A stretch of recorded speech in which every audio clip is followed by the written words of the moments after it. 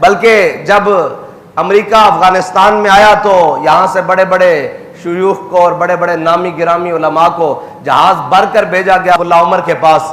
جب وہ پہنچے تو انہوں نے کہا بھائی تم تو جناب پتھر کے زمانے میں چلے جاؤ گے, حالات کا تقاضا یہ ہے, وقت کا تقاضا یہ ہے کہ رخصت اختیار کر لی جائے. اب وقت کا تقاضا یہ ہے کہ اس بات کو چھوڑ دیا جائے, جن جنگی قیدیوں کو ان کے حوالے کر دیا جائے.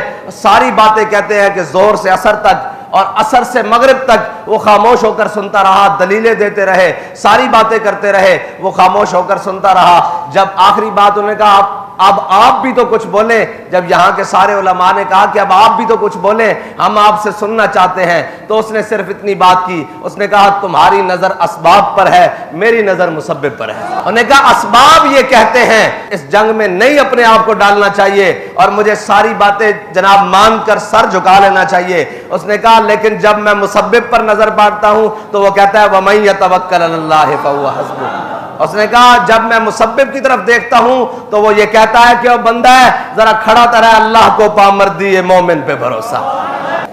اور یہ مسلمان کا ہمیشہ وتیرہ رہا ہے, اور مومن کی بات ہی یہ ہے کہ اس کا توکل صرف اللہ پر ہوتا ہے.